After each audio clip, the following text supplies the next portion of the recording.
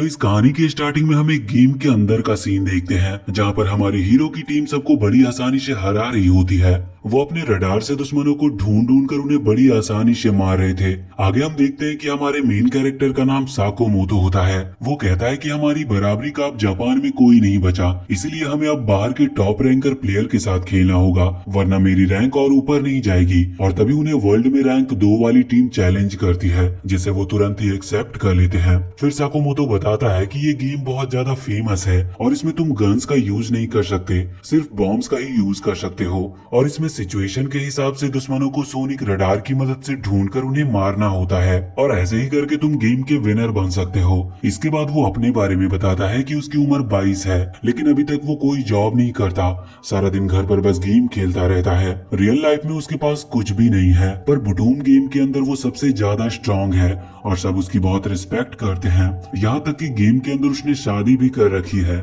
लेकिन तभी अचानक से साकोमोतो की आंखें खुलती है और वो अपने आप को एक आइलैंड पर पाता है। फिर वो देखता है कि अभी वो एक पैरासूट में अटका हुआ है। आगे जब वो नीचे जाता है तो देखता है कि उसके सर पर चोट लगी हुई थी और उसे कुछ भी याद नहीं था कि वो यहाँ पर कैसे आया। तभी उसकी नजर अपने हाथ पर जाती है जहाँ एक ग्लास लगा हुआ था, जो कि उसके स्किन के अंदर लगा हुआ था। इसके बाद उसे वहाँ पर उसका बैग मिलता है, जिसके अंदर उसके कपड़े और एक दूसरा बैग और कुछ खाना रखा हुआ था। अब आगे जब साकोमोतो फॉरेस्ट के बीच में जाता है तो चारों तरफ कीड़े मकोड़े देखकर डर जाता है और जल्दी से भागकर एक खुले समुद्र के सामने पहुंच जाता है। तभी उसे अपनी एक मेमोरी याद आती है कि कुछ टाइम पहले उसके मॉम ने उसके लिए कन्वीनियंट स्टोर में जॉब के लिए अप्लाई कर दिया था, पर बाद में जब उसे ये बात पता चली तो वो अपनी मॉम पर बहुत चिल्लाया था कि उसे कोई जॉब नहीं करना, क्योंकि उसके पास ऑलरेडी एक जॉब है। फिर जब वो एक स्टोर से निकलता है तो कुछ ब्लैक सूट पहने आदमी आकर उससे पूछते हैं कि तुम ही साकोमोतो हो ना, और इसके बाद से उसे और कुछ ज्यादा याद नहीं होता।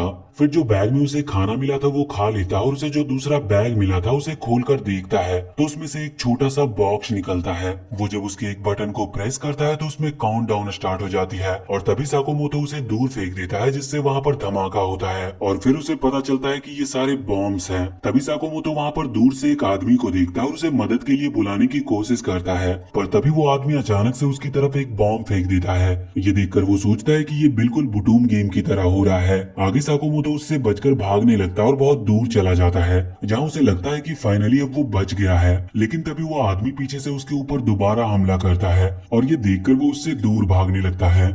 फिर जब वो उस आदमी की तरफ बॉम्ब फेंकता है तो वो बॉम्ब एक्सप्लोड ही नहीं होता, जिस पर उसे याद आता है कि उसे बॉम्ब के स्विच को भी दबाना होगा। इसके बाद वो छुपकर उस आदमी के पीछे चला जाता और उसे बॉम्ब से डराने की कोशिश करते हुए सवाल पूछने लगता है। वो उससे पूछता है कि तुम मुझे क्यों मारना चाहते हो और हम अभी हैं कहाँ, और ये मेरे हाथ में ग्लास और बैग में बॉम्ब क्यों थे। जो सुनने के बाद वो आदमी जोर जोर से हंसने लगता है और कहता है कि तुम एक गधे हो जिसे कुछ भी याद नहीं, तुम्हें तो एक बॉम्ब भी यूज करना नहीं आता, तो मुझे क्या डराओगे। इतना कहकर वो आदमी साकोमोतो पर बॉम्ब फेंक देता है, जिससे साकोमोतो वहां से नीचे गिर जाता है और अपनी जान बचाकर भागने लगता है। तभी वो उसके सामने सरेंडर करके उससे बात करने की कोशिश करता है, लेकिन वो आदमी फिर से उसके ऊपर हमला कर देता है और साकोमोतो झाड़ियों में गिर जाता है। आगे जब वो अपनी बॉम्ब को देखता है तो रियलाइज करता है कि उसमें एक काउंटडाउन होता है और काउंटडाउन के पूरा होने पर बॉम्ब अपने आप ही फट जाता है। तभी वो आदमी वहां पर आकर साकोमोतो को बाहर आने की धमकी देता है और कहता है कि अगर तुम बाहर नहीं आओगे तो मैं पूरे एरिया को बॉम्ब से उड़ा दूंगा। और तभी साकोमोतो वहां से निकलकर पानी के अंदर कूद जाता है, जिसे देखकर वो आदमी भी उसके पीछे पीछे किनारे पर आकर कहता है कि तुम हमेशा पानी के नीचे नहीं रह पाओगे,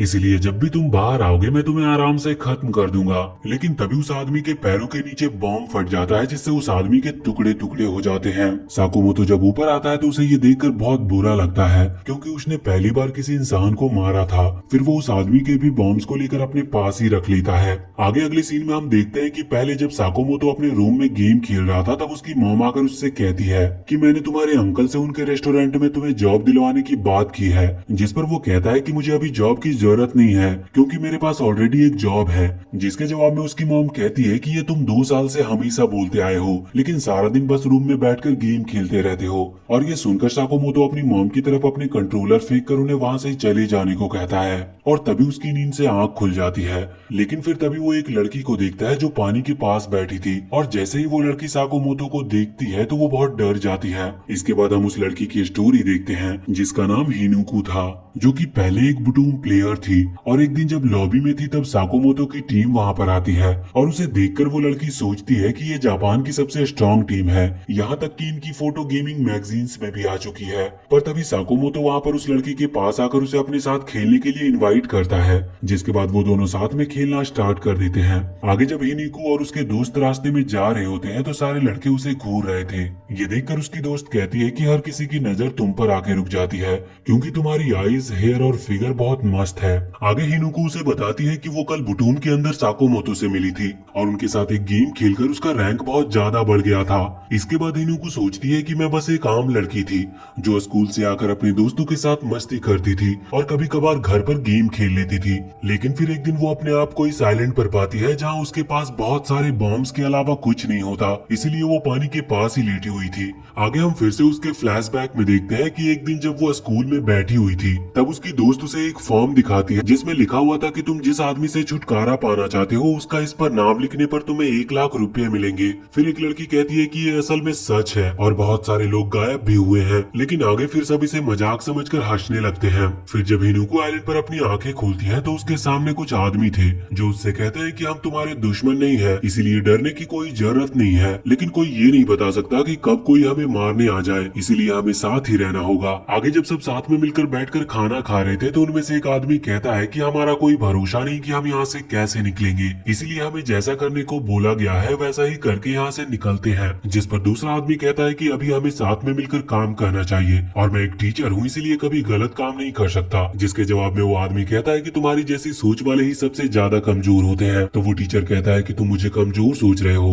और तभी वो अपने बॉम्ब रख देता है, जिस पर दूसरा आदमी खड़े होकर हिनुको को पकड़कर उसकी बात मानने के लिए कहता है। पर तभी हिनुको एक स्टर्न गन की मदद से वहाँ से निकल जाती है, जिसके बाद वो आदमी कहता है कि मैं बस तुम्हारे साथ मजाक कर रहा था क्योंकि अगर मुझे मारना ही होता तो बहुत पहले मार चुका होता। तभी तीसरा लड़का सबसे कहता है कि हमें यहाँ एक दूसरे का साथ देना होगा, इसीलिए सब अपने अपने हथियार बाहर रख दो। आगे उन्हें वहाँ पर एक प्लेन से एक बॉक्स गिरते हुए दिखता है। जब वो पास जाते हैं तो उसके अंदर बहुत सारा खाना था। ये देखकर सब खाने लगते हैं, लेकिन तभी वो टीचर आकर उन पर चिल्लाने लगता है और कहता है कि यहाँ पर खाना बहुत जरूरी है, इसीलिए हमें ये सब में बराबर बांटकर थोड़ा थोड़ा खाना चाहिए। पर तभी दूसरा आदमी पीछे से उस टीचर को एक नाइफ से टैग करके मार देता है। आगे हम फिर से हिनुको के फ्लैशबैक को देखते हैं जहाँ पर वो अपने फ्रेंड्स को कुछ लड़कों से मिलवाने के लिए बुलाया होता है और वो लड़के बहुत ही ज्यादा पॉपुलर थे। जब हिनुको और उसके दोस्त उनसे मिलते हैं तो हिनुको उनसे पहले जाने के लिए बोलती है क्योंकि उसे कुछ स्नैक्स लाने थे। अगली सीन में हम देखते हैं कि जब हिनुको आइलैंड पर सो रही थी तभी वो तीसरा लड़का उसे आकर जगा देता है और कहता है कि हमारे पास भागने का यही मौका है इससे पहले कि वो लोग उठ जाए। जिस पर हिनुको को कुछ समझ नहीं आता तो वो लड़का बताता है कि पहले जैसे उस आदमी ने टीचर को मारा था वैसे ही शायद वो आदमी हमें भी मार देगा, इसीलिए यहाँ से भाग जाना ही सही रहेगा। इसीलिए सारे फूड और बॉम्ब को लेकर यहाँ से चलते हैं। थोड़ी दूर जाने के बाद जब वो पानी पीने के लिए रुकते हैं तो वहाँ उस लड़के को पता चल जाता है कि वो आदमी उनका पीछा कर रहा है और वो लोग वहाँ से भागने लगते हैं। इसके बाद जब वो लोग एक ब्रिज क्रॉस कर रहे थे तभी वो आदमी उन्हें ढूंढने लगता है, जो देखकर वो लड़का उस पर अपना बॉम्ब फेंक देता है जिससे वहाँ पॉइजनस गैस फैल जाती है। इसके बाद वो लड़का हिनुको के हाथ पकड़कर उसे आगे ले जाता है और कहता है कि अगर हमें यहाँ रहना है तो लोगों को मारना पड़ेगा। जिस पर हिनुको उससे कहती है कि मैं किसी को मारना नहीं चाहती और तभी वो उससे अपना हाथ छुड़ाने की कोशिश करती है पर वो लड़का उसके हाथ को पकड़े रखता है। ये देखकर हिनुको उसे एक पंच करती है, जिसके बाद वो लड़का उसे पकड़ लेता है और हिनुको उसके ऊपर स्टन गन से अटैक करके वहाँ से भाग जाती है। इसके बाद हम दोबारा से उसका फ्लैशबैक देखते हैं जिसमें जब हिनुको स्नैक्स लेकर अपने फ्रेंड्स और उन लड़कों के रूम में जाती है तो देखती है कि उसके दोस्त वहाँ पर बेहोश थे और उनके कपड़े फटे हुए थे। ये देखकर वो काफी डर जाती है और तभी पीछे से एक लड़का आकर उसे चुपचाप उसकी बात मानने को कहता है, जिस पर हिनुको उसे एक थप्पड़ मारकर बाहर भाग जाती है। पर तभी उसे अपने दोस्तों की आवाज सुनाई देती है जो उससे मदद मांग रहे थे।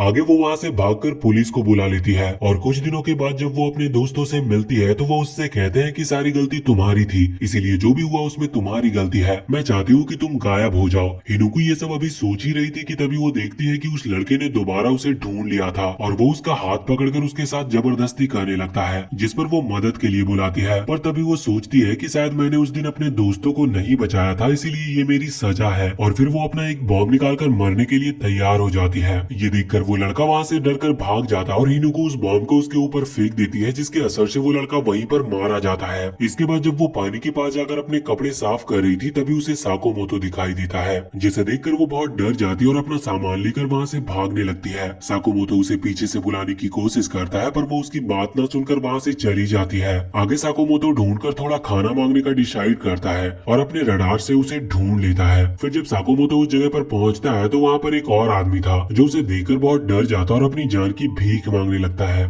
जिस पर साकुमोतो उसे बहुत सारे सवाल पूछता और वो आदमी जवाब देने के लिए मान भी गया था। फिर वो आदमी साकुमोतो को बताता है कि ब्लैक सूट में कुछ आदमियों ने मुझे किडनैप कर लिया था और जब मेरी आंखें खुली तो मैं एक प्लेन के अंदर था। उस प्लेन में मेरे अलावा और भी बहुत सारे लोग थे। सामने कुछ लोग गन्स लेकर भी खड़े हुए थे। तभी सामने एक बड़े से स्क्रीन पर एक आदमी आकर कहता है कि अभी तुम सब एक बहुत मजेदार गेम के अंदर जाने वाले हो। ये प्लेन अभी एक आइलैंड पर जा रही है जहाँ कोई भी नहीं रहता। अगर तुम्हें वहाँ से बाहर निकलना है तो तुम्हें गेम को पार करना होगा, जिसके लिए तुम्हें अपने दिए गए बॉम्ब से आपस में फाइट करना होगा। तुम सबके हाथ में एक चिप लगी है जिसे तुम जितनी भी कोशिश कर लो उसे निकाल नहीं पाओगे, लेकिन जब तुम्हारी दिल की धड़कन बंद हो जाएगी तो ये अपने आप ही तुम्हारे हाथ से निकल जाएगी और तुम्हें एस्केप करने के लिए एक दूसरे को मारकर 7 चिप्स को इकट्ठा करना होगा। लेकिन तभी साकुमोतो वहाँ आकर उस आदमी को जवाब देने लगता है और ऐसे बातें करता है जैसे कि वो उस आदमी को जानता हो, पर तभी वो लोग उसे पकड़कर स्टन गन से सर पर अटैक करके बेहोश कर देते हैं और इसके बाद वो उसे पैरासूट पहनाकर ऊपर से फेंक देते हैं। ये सब सुनकर साकुमोतो समझ जाता है कि वो फॉरेस्ट के अंदर कैसे आया और उसे सर पर चोट कैसे आई थी, और उसे अभी तक समझ नहीं आ रहा था कि यहाँ के रूल्स बिल्कुल बुटूम गेम की तरह क्यों है, क्योंकि ये एक इत्तेफाक नहीं हो सकता, जिसका मतलब शायद इन सब के पीछे बुटूम के डेवलपर्स का हाथ है। आगे वो आदमी साकुमोतो के पास आकर उससे पूछता है कि क्या तुम मेरे साथ मिलकर काम करना चाहोगे? ऐसी जगह पर अकेले रहने से अच्छा है कि हम साथ में रहें। ये सुनकर साकुमोतो सोचता है कि इसका मतलब हमें साथ में 14 लोगों को मारना होगा, इसलिए वो उस आदमी से पूछता है कि तुम इस गेम के बारे में क्या सोचते हो, क्या तुम किसी का मर्डर कर पाओगे? जिस पर वो आदमी कहता है कि मैं ऐसा बिल्कुल भी नहीं कर पाऊंगा, एक आदमी को मारना मेरे लिए कोई गेम नहीं। ये सुनकर साकुमोतो सोचता है कि अगर मुझे भी बुटूम गेम के बारे में पता नहीं होता तो शायद मैं भी इसी की तरह सोचता। तभी वो आदमी कहता है कि अगर तुम मेरे साथ टीम नहीं बनाना चाहते तो कोई बात नहीं, वैसे भी तुम अभी बहुत जवान हो तो मैं तुम्हारे ऊपर कोई बोझ नहीं बनना चाहता। पर तभी साकुमोतो उसे पीछे से रोककर उसके साथ टीम बनाने के लिए मान जाता है। इसके बाद वो कहता है कि मेरी एक कंडीशन है, तुम्हें मुझे अपने बॉम्ब्स दिखाने होंगे। अगर मुझे पता होगा कि तुम्हारे बॉम्ब्स किस टाइप के और कितने हैं तो मैं तुम्हारे साथ सेफ फील करूंगा। जिसके जवाब में वो आदमी कहता है कि मैं ऐसा नहीं कर सकता, क्योंकि अगर मैंने तुम्हें ये दिखा दिया तो मैं तुम पर तब तक ट्रस्ट नहीं कर पाऊंगा जब तक तुम मुझे अपने बॉम्ब्स ना दिखा दो, और वैसे भी हमारे पास सिर्फ यही एक वेपन है,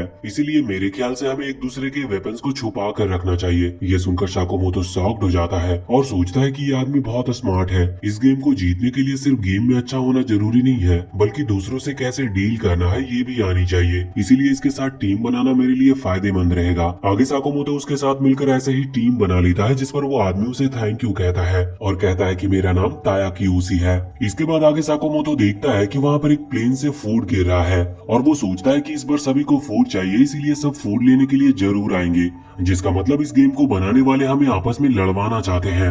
आगे जब साकुमोतो फूड की तरफ जाता है तो देखता है कि एक लड़की उससे पहले वहाँ पर पहुंच जाती है, लेकिन जैसे ही वो उस बॉक्स को उठाती है उसके नीचे से एक बॉम्ब फटता है और उसकी वहीं पर मौत हो जाती है। तभी पीछे से एक और लड़का आकर उस लड़की के हाथ से उसका चिप निकाल लेता है और खाना लेकर वहाँ से चला जाता है। ये देखकर साकुमोतो समझ जाता है कि उस लड़के ने पहले से वहाँ पर ट्रैप बनाकर रखा था, क्योंकि उसे पता था कि जब लोग खाने को देखेंगे तो उसे लेने के लिए जरूर आएंगे। अब अगर मैं पहले खाने तक पहुँच जाता तो शायद अभी जिंदा नहीं होता। इसके बाद वो वहीं पर दुखी होकर बैठ जाता है। थोड़ी देर बाद जब कियोशी वहाँ पर आकर साकुमोतो से पूछता है कि क्या तुम खाना लेकर आए, जिस पर साकुमोतो उससे माफी मांगता है और तभी कियोशी वहाँ पर उस लड़की की लाश को देखकर शॉक हो जाता है, जिस पर साकुमोतो उसे बताता है कि वहाँ पर किसी ने एक ट्रैप बिछाया था और अगर मैं उस लड़की से पहले वहाँ पर गया होता तो अभी तक मेरे टुकड़े हो चुके होते। इसके बाद साकुमोतो खड़े होकर फॉरेस्ट के अंदर इशारा करते हुए कहता है कि वहाँ पर एक और फूड का बॉक्स है, लेकिन वो थोड़ा दूर है शायद, और बाकी लोग भी उसकी तरफ जा ही रहे होंगे और क्या पता हमारी जान भी जा सकती है उसमें, इसीलिए सिर्फ कुछ खाने के लिए जान देने की कोई जरूरत नहीं है।